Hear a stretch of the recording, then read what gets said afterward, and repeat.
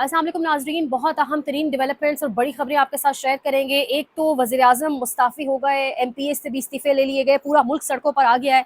अक्ल वालों के लिए बहुत सी निशानियाँ, नेपाल से कुछ खबरें हैं और जिस तरीके से वहाँ पर नौजवान सड़कों पर आए और घुटने टेकने पर मजबूर हो गई है वहाँ की कहने को जमहूरी हुकूमत।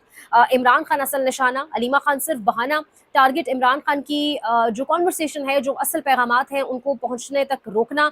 और इसके साथ साथ जो बड़ी अहम तरीन खबर है, रात गए बड़े अहम फैसले हुए पाकिस्तान की सियासत, पाकिस्तान के मिलिट्री के हवाले से भी अमेरिका में कुछ बड़े अहम फैसले हो रहे हैं। एक जानिब एक बहस चल रही है, कुछ बड़े सहाफ़ी रिपोर्ट कर रहे हैं कि डील जो है मिनरल्स की, वो साइन हो चुकी है पाकिस्तान और अमेरिका के माबैन। एमओयू साइन हो चुके हैं। वो तमाम तर चीज़ें आपको बताते हैं क्या खबरें आ रही हैं। लेकिन आगाज़ करेंगे अगर नेपाल से आगाज़ किया जाए। नेपाल के दारुल हुकूमत काठमांडू के अंदर जो इस वक्त सूरत हाल बनी, वजह सिर्फ ये बनी social media ban. Social media की जितनी भी ऐप्स हैं, फेसबुक है, इंस्टाग्राम है, टिकटॉक है, चैट जीपीटी, जितनी भी ऐप्स हैं उन सबको बंद कर दिया गया वहाँ। और कहा गया कि सोशल मीडिया ऐप्स जो हैं इन पर बड़े बड़े कॉन्स्पिरेसीज चलाई जाती हैं और इन पर बड़े बड़े मुहिम चलाई जाती है। सो वहाँ की हुकूमत ने कहा बंद कर देते हैं। असल में ये जो डिक्टेटरशिप वाले माइंडसेट के लोग हैं, ये आसपास दुनिया की एग्जांपल्स देखते होंगे। पाकिस्तान में भी ये हो रहा है। अपनी तरफ से रूल, डिक्टेटर माइंड एक ही है ना। डिक्टेटर जो माइंड होता है वो यही होता है कि हम चढ़ दौड़ेंगे, बंद कर देंगे, पाबंदी लगा देंगे। और आज के दौर में एक बात याद रखिए, सोशल मीडिया भी आपका एक बेसिक राइट है। अगर आपके पास सोशल मीडिया नहीं है तो आपसे आपका बेसिक राइट छीने जाने की कोशिश की जा रही है। पाकिस्तान में भी बंद किया गया था लेकिन अवाम वीपीएन की आदी हो गई। लेकिन जब नेपाल में सोशल मीडिया पर पाबंदी लगाई गई तो नेपाल के अंदर नौजवान सड़कों पर निकल आए। फिर जो विजुअल्स वहां से सामने आ रहे हैं, बाकायदा नौजवान फौजी ट्रकों के आगे लेट गए और उसके बाद नेपाल में मुजाहिरीन ने वज़ीर-ए-आज़म की रिहाइशगाह और कारोबार को जला दिया। वज़ीर-ए-आज़म अपने वज़रा के साथ हेलीकॉप्टर में, कुछ जगहों पर कहा जा रहा है कि भाग गए। और नेपाल में एहतजाज के दौरान मुबैना तौर पर वज़ीर ख़ज़ाना नौजवान मुजाहिरीन के निर्गे में आ गए। मुश्तहिल लोगों ने उनको बाकायदा घेरा हुआ है। वज़ीर ख़ज़ाना क्योंकि यूट्यूब की पॉलिसीज़ कुछ ऐसी हैं, वे वीडियो नहीं रख सकती। लेकिन नेपाल का वज़ीर ख़ज़ाना जो बैठकर अवाम के पैसे, अवाम का टैक्स का पैसा, अवाम जिस तरीके से मेहनत करके कमाती है और फिर यह अशराफिया उसको जिस तरह से लूट-लूट कर खाती है, तो वो वज़ीर ख़ज़ाना जब अवाम के हाथ लगा तो अवाम जो उनके साथ कर रही है, मैं वीडियो अगेन आप यहाँ पर चला नहीं सकती। इसके साथ-साथ जिस तरीके से नेपाल के अंदर लोग निकले और फिर उन्होंने अल्टीमेटम दिए वज़ीर-ए-आज़म को इस्तीफ़े का, और जब नहीं दिया गया तो फिर घर जला दिया गया। और अब नेपाल के वज़ीर-ए-आज़म मुस्ताफ़ी हो चुके हैं और उसके साथ-साथ 21 एमपीएस ने भी इस्तीफ़े दे दिए हैं। उन्होंने कहा हमारी जान छोड़ दें, हमारी जान बख्श दें, हम इस्तीफ़ा दे रहे हैं। और कहानी जो सिर्फ सोशल मीडिया, सिर्फ तो नहीं है, आपका बेसिक राइट है again, but social media apps की पाबंदी के ऊपर जो कहानी आगाज़ हुई, वो जाकर ख़त्म पजीर हुई। एक फ़न फ्रॉड हुकूमत जो कहने को जमहूरी हुकूमत थी, उसके ख़ात्मे के ऊपर हमेशा जो इस किस्म के इनकलाब होते हैं, रेवोल्यूशंस होते हैं जो तब्दीली लाते हैं, चाहे वो बांग्लादेश का हो, चाहे वो श्रीलंका के मनाजिर हमारे सामने आ जाते हैं, उसमें जाने भी जाती हैं। सो इस वक्त मुल्कगीर हंगामों के दौरान कहा यह जा रहा है कि 21 से 22 लोग जो है वहाँ पर वो जा बहक हो गए, अपनी जान से हाथ धो बैठे। लेकिन इस वक्त नेपाल के अंदर हालात बदस्तूर ख़राबी है। अब अवाम ऑब्वियसली मजीद अपने मुतालबात बनवाएगी। जब आपको विक्ट्री इस तरीके से अवाम को मिल जाती है, जब अवाम को लगता है कि हमने इस किस्म के फ्रॉड जमहूरी निज़ाम से छुटकारा हासिल कर लिया, तो फिर अवाम मजीद कुछ एक्सपेक्ट कर रही होती है। मजीद वो कहती है अब सड़कों पर हैं तो मजीद तगो-दो करें।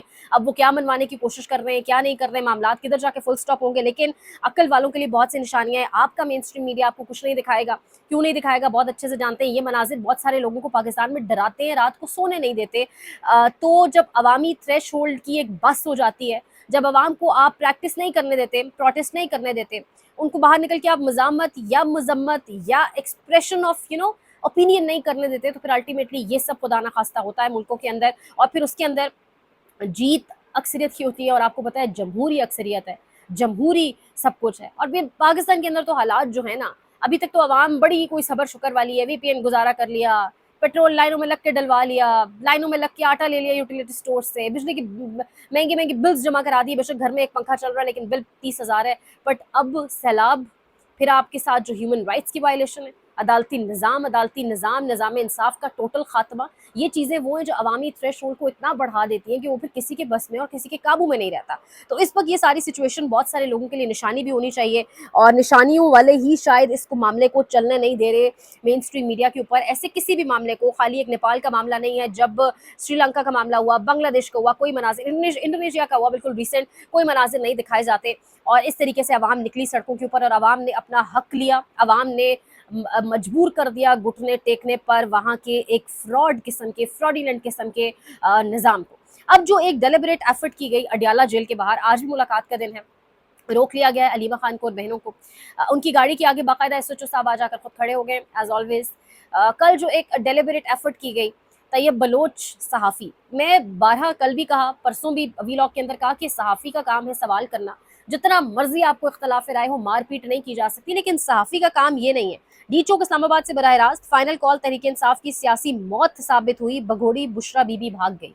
ये मैंने एक कैप्शन या एक आप कह लें थंबनेल या एक चीज़ पढ़ी है जो तैयब बलोच के ट्विटर या मुख्तलिफ अकाउंट्स के ऊपर है। ढेरों तस्वीरें इस किस्म की लोगों ने निकाल कर सामने रखी हैं, ढेरों उनकी तहरीरें, जिस तरीके से वो पुकार रहे हैं इमरान, मैं तो वर्ड्स भी यहाँ पर नहीं बोल सकती। मतलब एक सहाफ़ी का काम नहीं है अब्यूजिव किस्म की लैंग्वेज इस्तेमाल करना। सहाफ़ी का काम नहीं औकात से बढ़ के बात करना। इवन सियासतदान का नहीं है, इवन किसी का भी नहीं है। और जब आप किसी को अब्यूज़ करने पर उतर आते हैं, जब आप किसी को कहते हैं कि आपकी औकात क्या है, आप हैं कौन, तो फिर ये आप औकात से बढ़ रहे हैं। फिर ये हर वो शख्स अपनी डोमेन से निकल रहा है। ये वो तमाम तर चीज़ें हैं जो बैठकर आप कहीं क्रॉस क्वेश्चनिंग कर सकते हैं, बड़े बेहतरीन अंदाज में हो सकती है, लेकिन क्रॉस करना कुछ लिमिट्स को, कुछ डोमेन्स को, वेदर आप जर्नलिस्ट हैं, आप पॉलिटिशियन हैं, आप किसी एजेंसी के अंदर हैं, आप कोई प्राइवेट एजेंसी के अंदर हैं, या आप किसी भी खुफिया इदारे में हैं, ये तो फिर वही हालात हो गए ना कि आप बस खुद को पता नहीं क्या समझ रहे हैं और आप जिस मर्जी शख्स पे हुक्मरानी करेंगे। यही सवाल जो कल अलीमा खान से हुए, आपकी औकात क्या है, आप कौन होती है, ये मरियम नवाज से हो, ये आसफा भुट्टो से हो, तो क्या होगा? सवाल है ना। फिर पीपल्स पार्टी यहाँ पर ढिंडोरा पीट रही है, ढोल बजा रही है और कह रही है कि पीपल्स पार्टी जैसी जमात कोई नहीं। तो नाजिम जोखियो, नसरुल्लाह गडानी, मैं नाम अगर गलत ना ले रही हूँ, ये सब वो सहाफ़ी हैं। और सबसे ज़्यादा अगर कोई मुश्किल सूबा है ना बलूचिस्तान से भी ज़्यादा, वो सिंध है। अभी एक डॉक्यूमेंट्री भी बनी थी, इसमें बाकायदा बड़ी अच्छी रफ्तार ने बनाई थी। सिंध के अंदर लोग जिस तरह से सहाफ़ी जिस तरीके से काम करते हैं ना, और फिर इन्हीं के अपने लोग मार देते हैं उन्हें, वजीर, और फिर उनको भगाया जाता है बाहर, प्रोटोकॉल में वापस रिसीव भी किया जाता है जब तहरीक अदम एतमाद में वोट चाहिए होता है। तो जो नाजिम जोखियों के कातिल थे, तो जब कल वो ढोल की थाप पे रक्स नहीं कर रही थी, छोड़ा कुछ नहीं पीपल्स पार्टी ने, जब उन्होंने कहा कि गलत हुआ, तैयब बलोच के साथ, तैयब बलोच की ज़्यादा तस्वीरें आप भी बिलावल के साथ रही है, बहरहाल तो उस पर ज़्यादा हंसी इसलिए आ रही थी कि ये जो बात कर रहे हैं ना, मुनाफिकत की इंतहा है कि बेसिकली ये सारा कुछ डेलिबरेट एफर्ट के तहत किया गया। कल पूरा टाइम मीडिया के ऊपर, मेन स्ट्रीम मीडिया के ऊपर फोकस यही रखा गया कि एक तो पाकिस्तान तहरीक इंसाफ के इंटरनल रिफ्ट के ऊपर बात करें, जो अंदरूनी उनके मामला और लड़ाइयाँ उस पर बात करें, जो कल अडियाला के बाहर सहाफ़ी तैयब बलोच के साथ हुआ उसके ऊपर बात करें, ज़्यादा से ज़्यादा उसके ऊपर कवरेज दें, ज़्यादा से ज़्यादा उसके ऊपर जो है वो आवाज़ उठाएं, क्योंकि भेजा ही तैयब बलोच को किसने, ये बड़ा वाज़ेह है। ये जो वहाँ के लोग हैं जो मुसलसल अडियाला कवर कर रहे हैं, यहाँ पर बड़े बड़े सहाफ़ी स्ट्रगल में कि हमें अडियाला जेल का मामला या बीट स्पेसिफिक जो होती है सहाफ़त की ज़ुबान में, उसे कहते हैं, वो कवर करने दी जाए या नहीं करने दी जाती। बड़े बड़े सहाफ़ी लाइन में लगे हुए हैं, किसी को नहीं करने दी जाती। आखिर तैयब बलोच की ये जिम्मेदारी कैसे लगी? फिर उनको सवालात जिस तरीके से फीड किए जाते हैं, फिर जिस तरीके से वहाँ जाके वो सवाल कर रहे हैं, उनका जो लहजा है, हर चीज़, तो फिर ये जो मामला इस हद तक पहुँचा। और अब तैयब बलोच वाले मामले के ऊपर बाकायदा एफआईआर भी दर्ज हो गई और उसमें दहशतगर्दी की दफ़ा भी डाल दी है। उमर दराज गोंदल लिख रहे थे कि इसको फौजी अदालत में भेज दें, अब इतना सब हो गया है।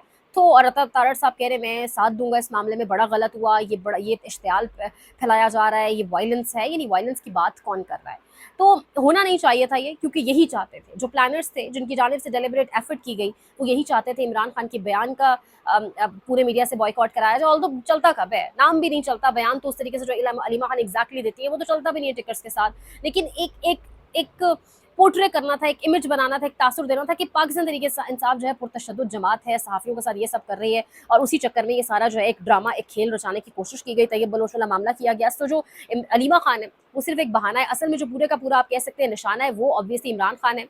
इमरान खान का मैसेज को रोकना है, इमरान खान के पैगाम आगे तक ना आ जाए इसको रोकना है।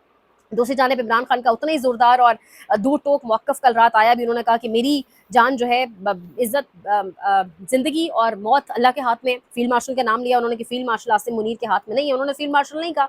तो उतनी ही ज़ोरदार तरीके से उनकी आवाज़ तो निकल कर सामने आ रही है। लेट नाइट बड़े की डिसीजंस, बड़े अहम तरीन फैसले हुए। फैसले ये हुए कि मैंने आपको बताया था कि पाकिस्तान की पार्लियामान में जिस तरीके से आपकी स्टैंडिंग कमेटीज़ हैं, अमरीकी पार्लियामान के अंदर भी कुछ कमेटीज़ हैं और रूलिंग कमेटीज़ भी उनको कहा जाता है, रूल्स कमेटी, और वहाँ पर जो अमरीकी कांग्रेस की एक कमेटी है, जिसके हवाले से मैंने एक दिन वीलॉग में जिक्र किया था 2 दिन पहले कि 1000 अमरीका के अंदर जो सेटल्ड, उसके अंदर आप कह सकते हैं फिजिशियंस हैं, कुछ इंजीनियर्स का भी कहा जा रहा है, डॉक्टर्स भी हैं, वहाँ के जो वेल सेटल्ड लोग हैं, उनकी जानिब से एक पटिशन तैयार की गई है। और उस पटिशन के अंदर ये कहा गया है कि जो अमरीका के अंदर मुकीम है तकरीबन 15 लाख पाकिस्तानी, डोनाल्ड ट्रंप को उन्होंने वोट इसलिए दिया था कि पाकिस्तान के अंदर जो है वो जमहूरियत बाय और ह्यूमन राइट्स की वायलेशन ना हो। तो कहा यह जा रहा है आपके जो पाकिस्तान से आपके मिलिट्री लेवल के ऊपर आपके जो तमाम तर मायदे हैं, जो इंगेजमेंट्स हैं आपकी डिफेंस रिलेटेड आप कह सकते हैं, उनको आप मशरूत करें पाकिस्तान में जमहूरियत के साथ, मीडिया की आज़ादी के साथ, सियासी जो कैद लोग हैं उनकी रिहाई के साथ, उन्हें ह्यूमन राइट्स की बेसिकली आप कह लें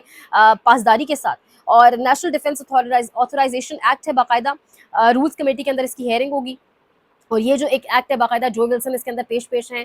फिर पाकिस्तानी जो वहाँ पर लोग हैं, खास तौर पे हज़ार लोग, उनके दस्तखत भी कहा जा रहा है इस पर हैं। इसके बाद मामला किस तरफ जाएगा, क्योंकि मैं मुसलसल कह रही हूँ, एक जानिब चाइना और दूसरी जानिब अमेरिका इधर उधर से खींचातानी चल रही है, और फिर अमेरिका की जानिब से ये वाला जो प्रेशर है, दूसरी जानिब कहा जा रहा है रेयर अर्थ मिनरल्स के ऊपर दस्तखत बाकायदा एक एग्रीमेंट साइन हो चुका है, एक MOU साइन हो चुका है। FWO जो ऑब्वियसली हमारा कौन सा इदारा है हम सब जानते हैं, उसकी और अमरीकी एक कंपनी के माबैन, तो अब अमरीका पाकिस्तान आ चुका है या आएगा और रेयर अर्थ मिनरल्स के ऊपर काम होगा, ये भी जो है वक्त के साथ समझ आ जाएगी। और अब इसके ऊपर मामला किस तरफ आगे जाएगा, साथ साथ ये भी देखना होगा। दूसरी जानिब 18 करोड़ लोगों का डाटा लीक हो चुका है, राइटर्स भी रिपोर्ट कर रहा है, पूरी दुनिया कह रही है पाकिस्तान के अंदर बहुत बड़ा साइबर अटैक हो गया। उस पाकिस्तान के अंदर जिसने रफेल मार गिराए थे भारत के, बहुत बड़ी कामयाबी थी, उस पाकिस्तान के अंदर साइबर अटैक हो चुका है। पाकिस्तान के अंदर आपका सिम डाटा जो है, सिम के ऊपर आपकी कॉन्वर्सेशन 500 के अंदर बिक रही है, कॉल लॉग आपका 2000 में बिक रहा है। 18 करोड़ लोगों का जो डाटा है फोन कॉल्स का, आपकी पर्सनल कॉन्वर्सेशंस है, आपका कितना कुछ पर्सनल होता है फोन के अंदर आपकी, यानी एक पर्सनल तरीन सिक्योरिटी,